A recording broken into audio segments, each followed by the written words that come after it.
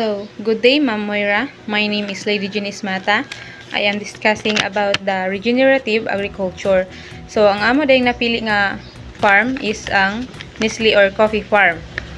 So, regenerative agriculture is an approach to farming and land management that's aimed to restore the productivity and the health of the soil, and also allowing our farmer to provide better quality of crops.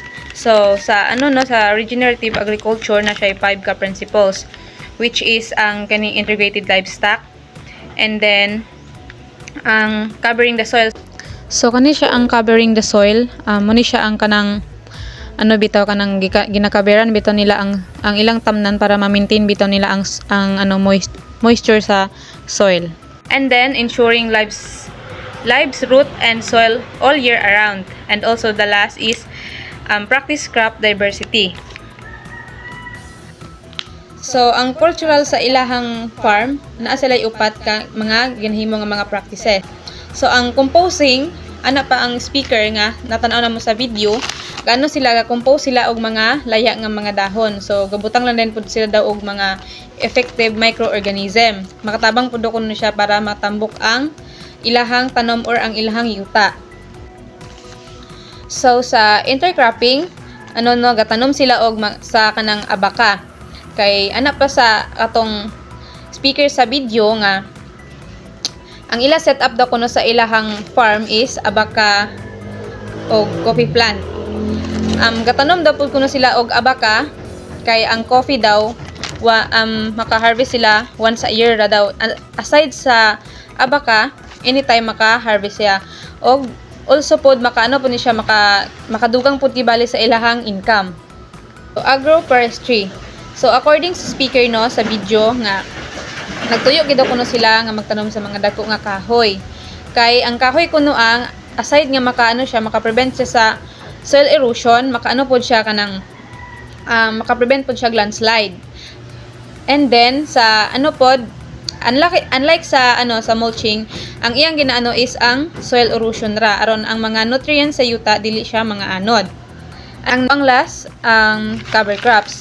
So sa cover crops sila ganang gatanom sila og mga cover croppings bitaw like sa mga mani-mani kanang gakatay bitaw siya aron ma-prevent ang soil erosion aron ang nutrients sa yuta dili siya mabanlas inig magbaha. So ang ang agroforestry og kaning cover crops, same lang sila og goals nga makapabalik sila sa fertility sa yuta. Muni siya ang pinaka-basic nga foundation ani nga mga practices. Good day, Ms. Mar Abismo. I am Leia G. Tumanda from Class 1B. Ang akong i-discuss karon kay ang about sa regenerative agriculture technology in Nestle Coffee Farm. Diba, daghan man kaayo gigamit nga technology ang uban nga mga farmers. So ang gigamit sa Nestle Coffee Farm nga technology is ang soil sensor. By incorporating soil sensor technologies, Nestle is able to closely monitor the health and condition of the soil in their coffee farms. This data-driven approach support their transition to regenerative agriculture practice that aims to improve soil fertility and make the coffee farming system more resilient to climate change. Good day, everyone, especially to you, Ms. Mayra. My name is Cecil De Atoro from Class 1B. My topic is regenerative agriculture in Nestle Coffee Farm, social aspect. So, Nestle Regenerative Agriculture Initiative focus on fostering collaborative partnership with farmers, community, NGOs, and stakeholders. So, yung ginagibuhat sa Nestle is that collaborative partnership sila sa mga farmers, sa mga communities, ug sa NGOs and other stakeholders. So ang ila gibuhat is that nakigistorya sila, or sila mismo ang niduol sa ato mga farmers or sa tao. Nakigistorya sila kung unsa ang concern sa mga farmers, kung unsa ilang mga problema, kung unsa ang kanang ilahang mahatag na solusyon para makuanan to ng mga problema. So ang kuan nila is that para ma-build pagid nila ang trust sa community or sa farmers is that nag-invest sila sa mga social program. So nagkuan sila sa healthcare o sa education. So ila po gi-share ang knowledge ug skills about sa regenerative agriculture. Then para mas ma-enhance pa ang regenerative agriculture.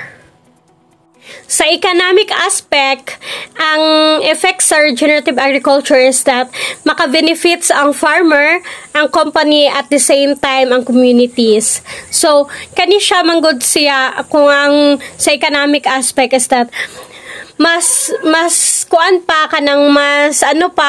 dako ang profit nga makuha sa mga farmers o sa kumpanya kay 'di ba ang regenerative agriculture is that more in natural practices siya. So gagamit siya og composting, dili na siya gagamit og fertilizer kay naman tay natural nga mga fertilizer nga ginagamit. So ang costing sa ato ang pag-farm is that nakuan.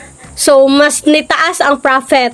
So kanang na-sustain na nila ang kinahanglanon sa community, at the same time nakuan pud nila nga kanang dako pud ang ilahang ginansya. So nakuan pud ni na-improve pud ang syempre kay kuan bayan na natural natural practices. So mga kuan gid siya kanang mga natural nga mga fertilizer ang ginagamit. So ang yield kay mutaas gyud syempre kay ang yuta kay kuan fertilize gid kay ang yuta dana kay natural man atong ginagamit pod. Then tambok gid kay ang yuta. So ang result pod sa atong tanom is that daghan po na ito ma-harvest. So, muna siya ang kuan sa economic yield. So, naka-benefit silang tanan o naka-profit o at the same time, naka-reduce po ta sa climate change.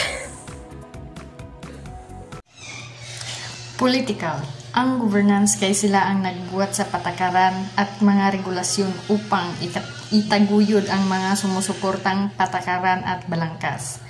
Ang patakaran naghihikayat sa sustainable na mga gawi sa pagsasaka, nagtataguyod ng pangangalaga sa lupa, at tumutugon sa mga hamong pangkapaligiran tulad ng deforestation at kakulangan sa tubig.